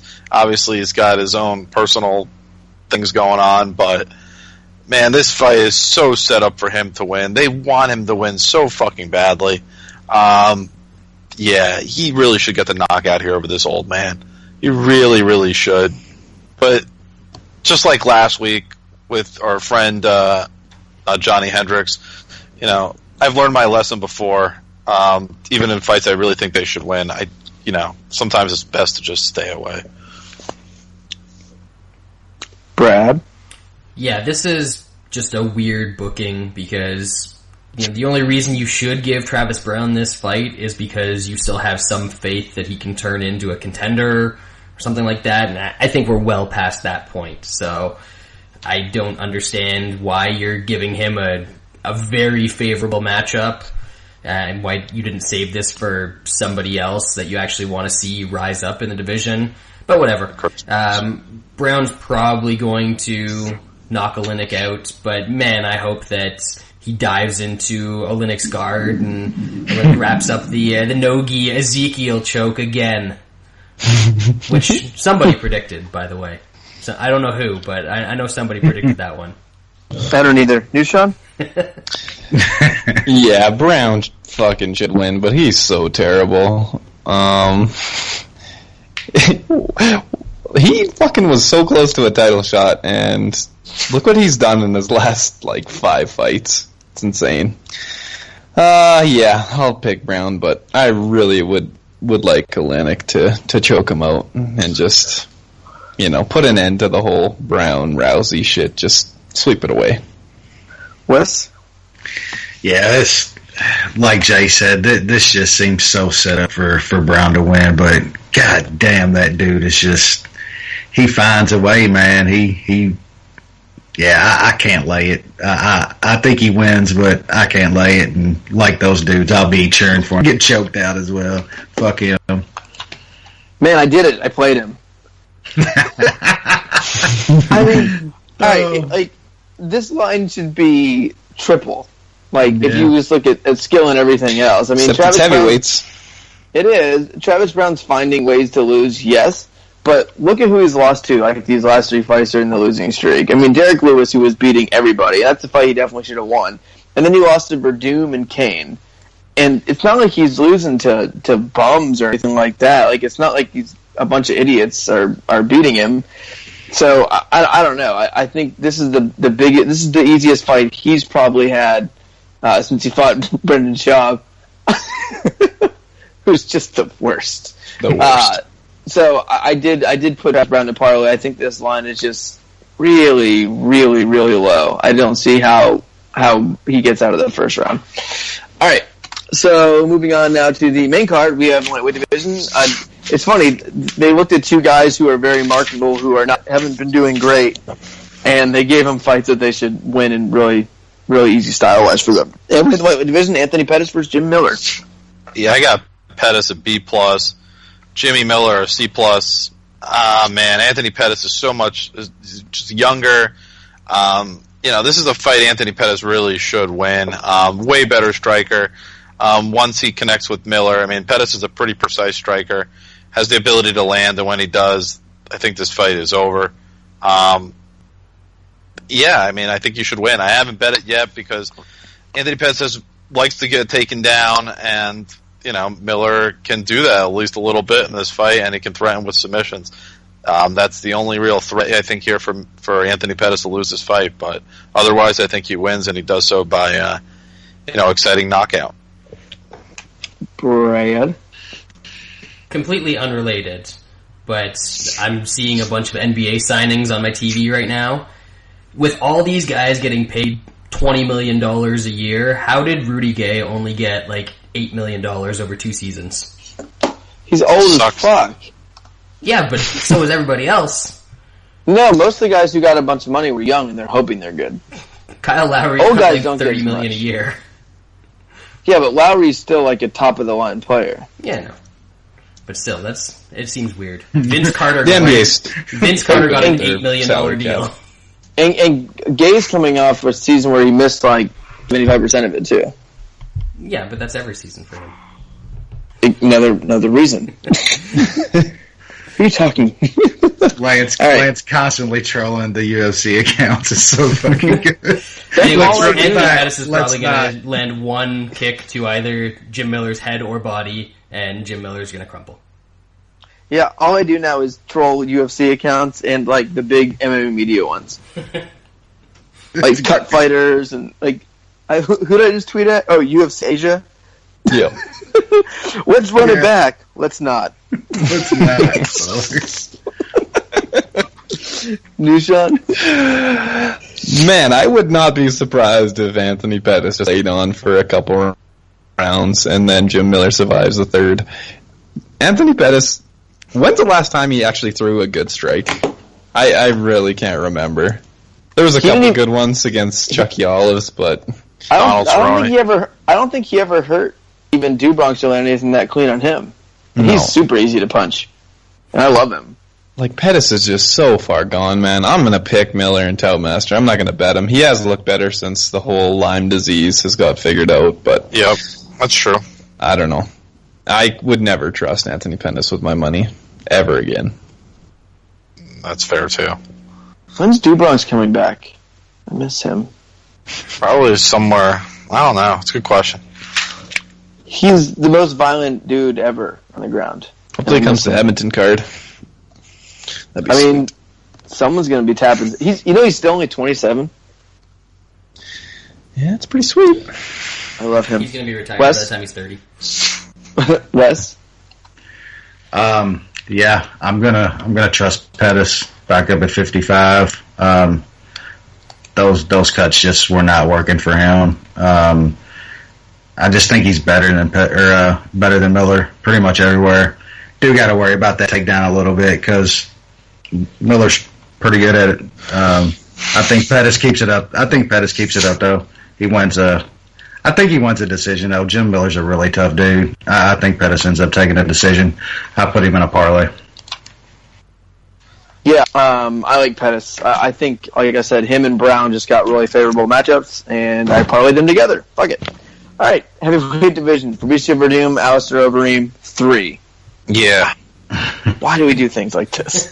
There's heavyweights and there's no other fucking good ones. God. The winner probably gets another title shot.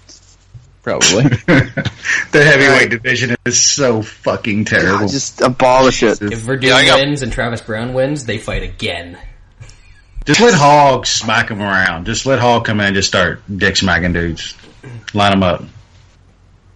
Do we have to talk about this fight? I mean, we could. No. Yeah. We can skip it. I'm tired. No, I got both these guys at B. Either way, I'll say it. Old man. I got both these guys at B+. I think this comes down to a standing exchange, and in that case, I like Alistair Overeem. He's the best technical striker in this division. Werdum is stupid enough to come forward, and Alistair Overeem is going to land. He does a great job now as he's gotten older of covering up. If he ever gets hurt, and he really doesn't take a ton of damage. So I'll take the Reem in this fight at -130. Worth a bet. Brad? Yeah, this is weird because up until maybe 6 months ago, Werdum definitely would have been favored in this trilogy fight, and all of a sudden, Overeem's a slight favorite, and it makes sense. Werdum doesn't seem like he's as durable as he was before, and Overeem's been clipping absolutely everybody. Even when he fought Stipe, he clipped him, and if he didn't go for a stupid guillotine, he might be UFC champion right now. So I think that at some point Overeem's going to land on Werdum. I'm not sure if Werdum can take it, and yeah, Overeem is sticking around somehow. The GOAT. Something like that. Newton? The GOAT meat. I really like Overeem in this. It's still heavyweight, so it's definitely not max bet season, but it's a decent sized bet. Overeem's just gonna keep it on the feet, and he's just so much better striker than Werdum, and he's probably gonna clip him, and Werdum's gonna go down.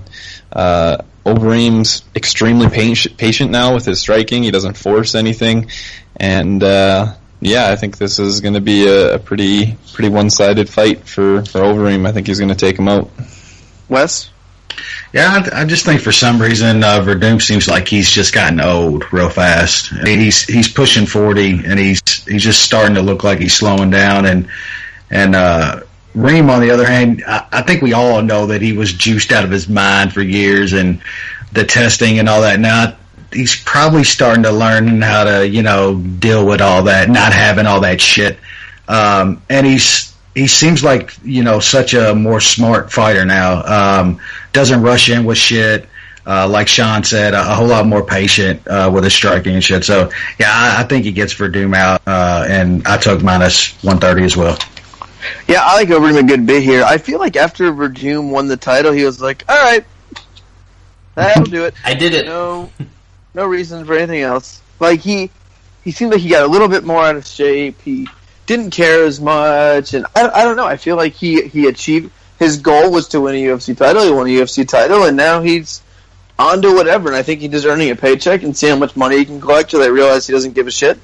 And then we go from there. So I like Overeem here. I think even after that last loss with Overeem, I still feel like Overeem is still hungry and thinks he can win the belt. And honestly, he can. I mean, I don't think you can get much closer to winning a title than Overeem did in his last fight.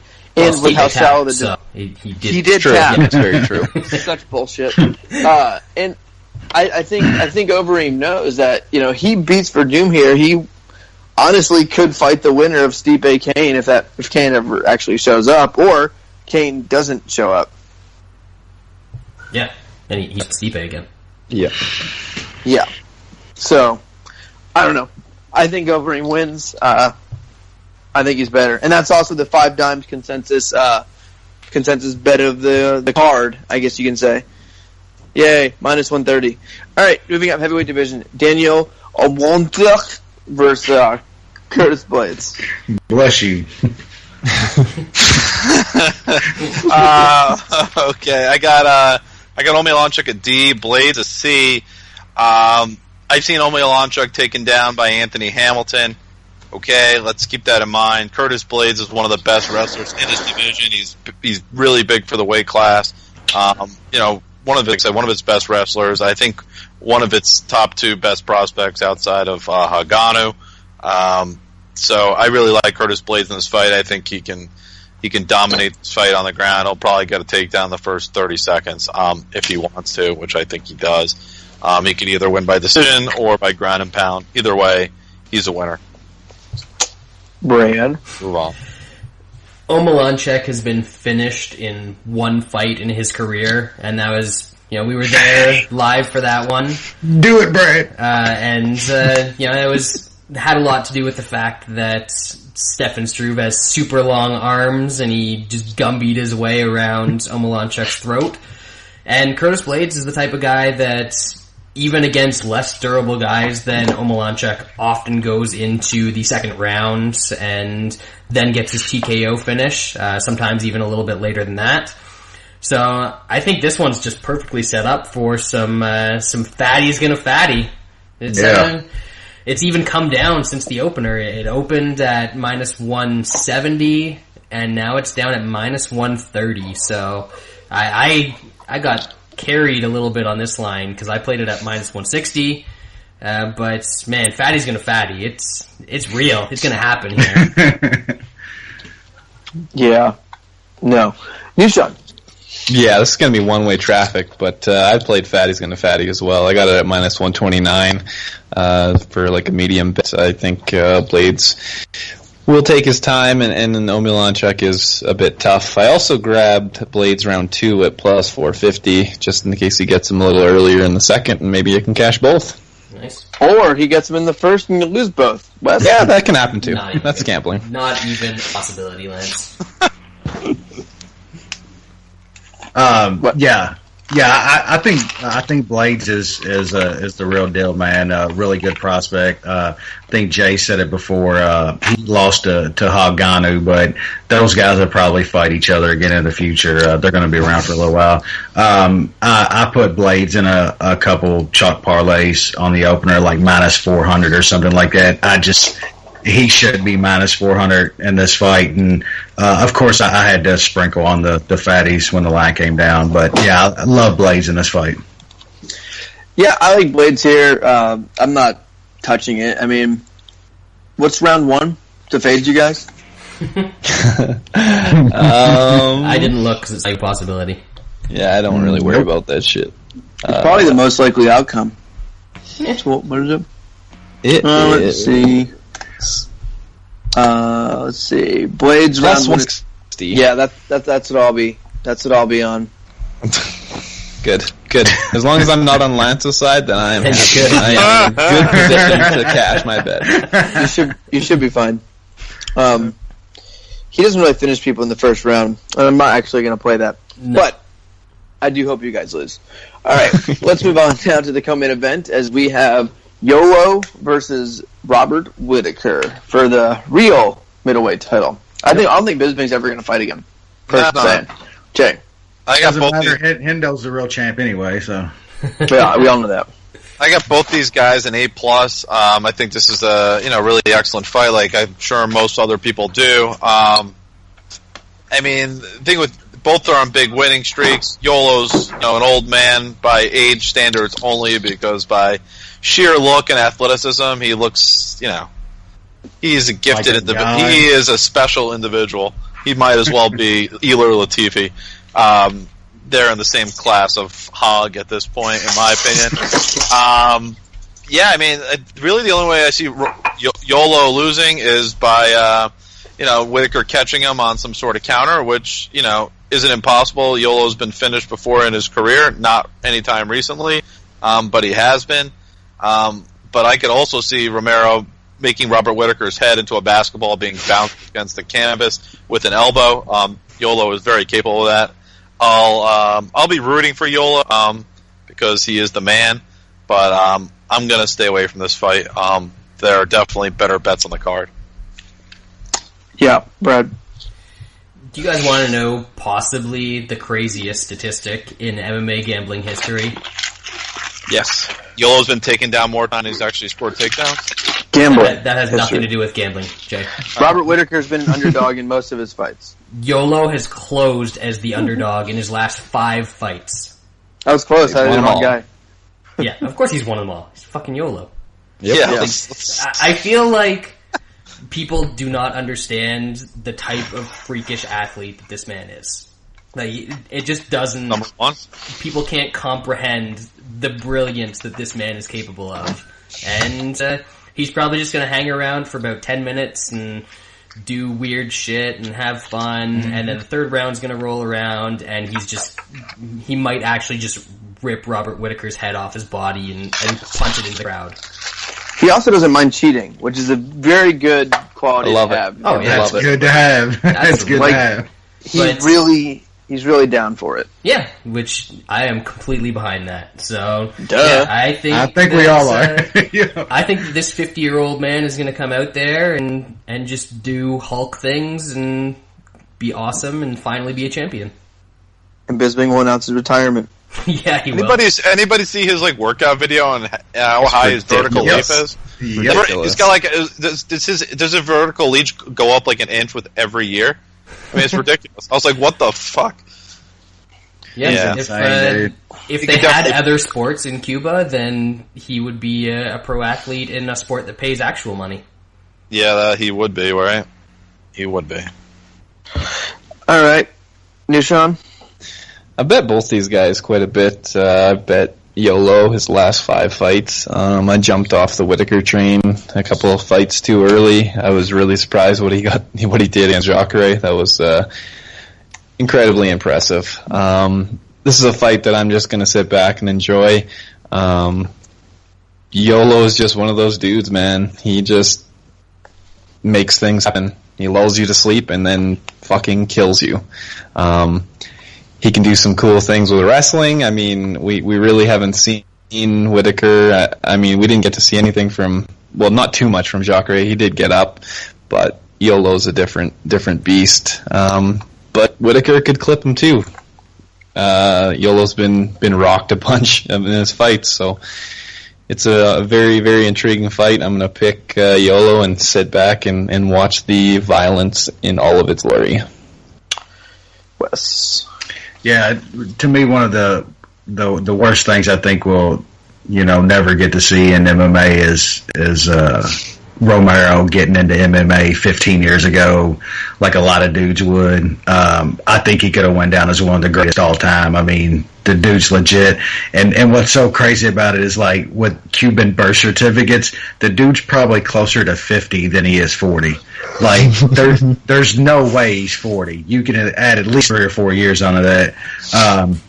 Yeah, man, this is one of the best fights that you can make, and it's really close, but man, YOLO's a freak, dude, and I fully expect him to be losing the first couple rounds of this fight, and I still will not be worried about him winning. And when he got to even money, I had to play it. I jumped on board, so YOLO for me at even money.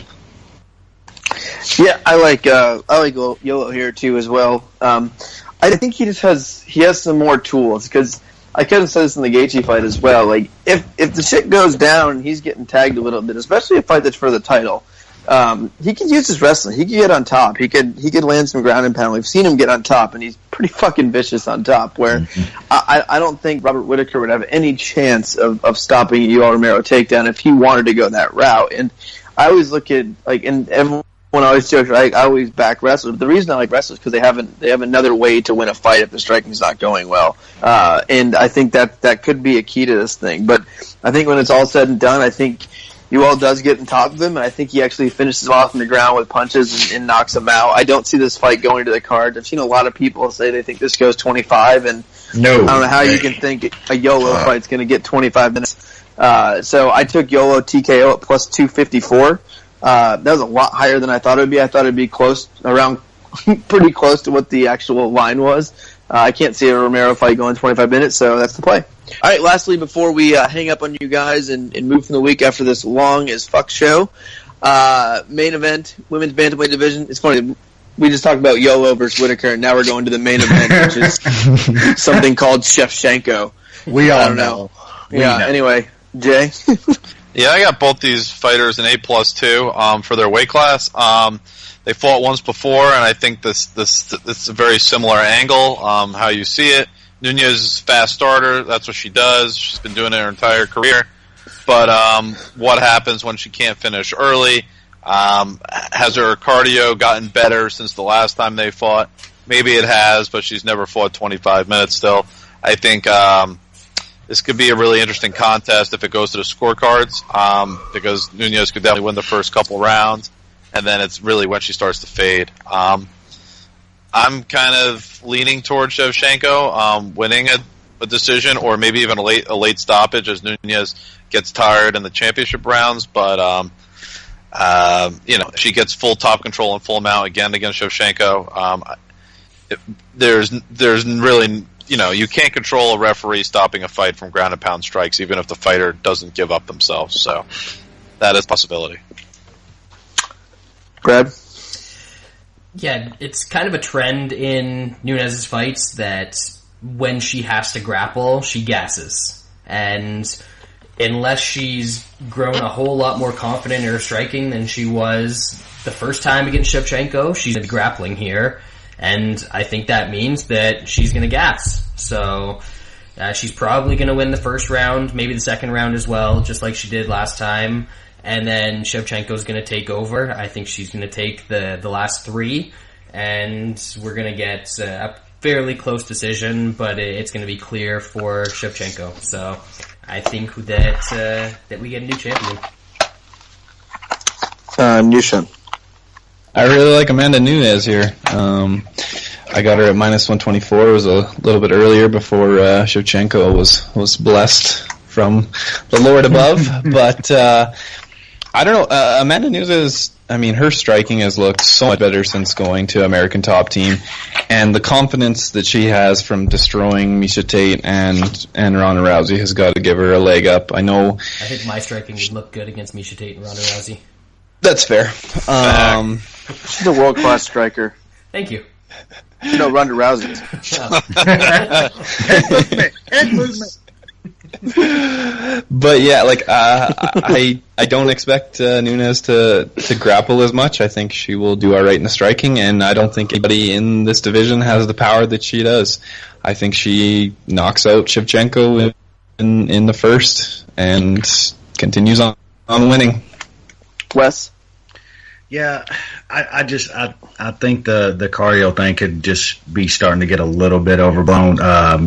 I think she's just a different fighter now. I think she's a better trained fighter now. She's at a really great camp. You can just look at her physique and stuff and tell she's in far better physical shape than she was back then. Even if this does get to the fourth, fifth, and she starts gassing a little, she's going to win the first two rounds fairly convincingly, I think. And then it comes down to the third.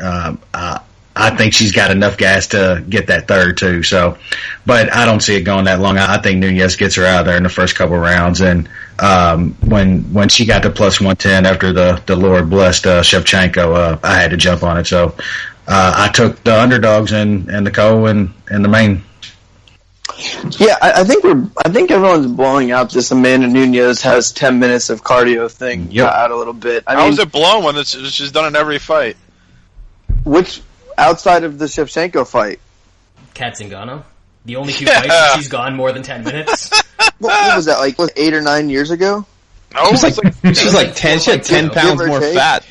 back then. Nunez looks like a different person if you look at those old fights. She's in super shape. She keeps talking about this entire camp that she's worked on cardio. Yeah, we hear that she's all the time. She's at a really good camp.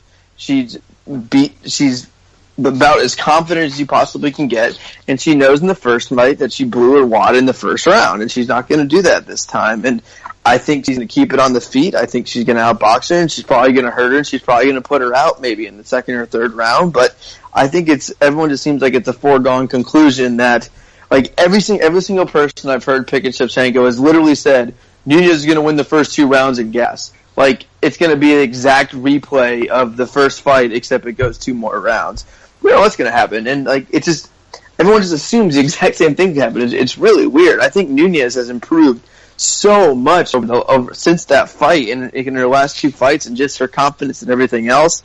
And training an American top team, she's more polished, she's more technical, and I just can't see her losing the belt. I think this fight at even money is crazy to me. I think it should be a lot higher, so I did play Nunez, but we'll see. There's a good chance I might fall asleep after the Romero fight, or just black out from the awesomeness. Like, I'll just wake up, it'll be Tuesday. Like, I'll be there, Lance. I wouldn't do that.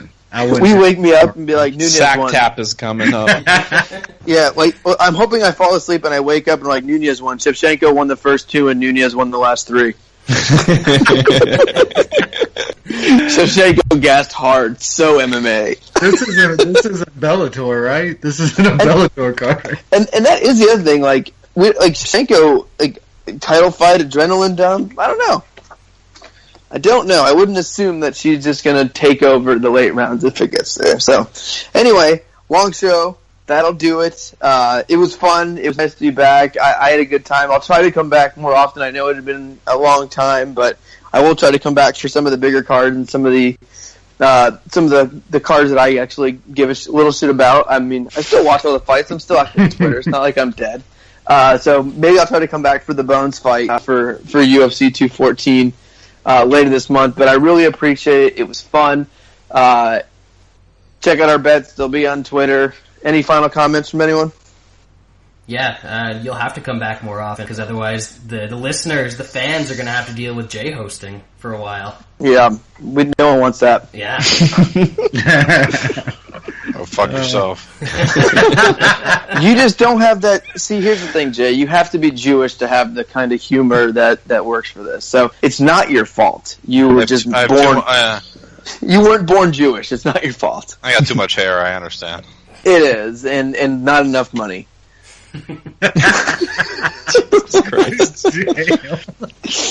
Yeah, the show's been fun though, right? This is a fun episode. Yeah, it was great.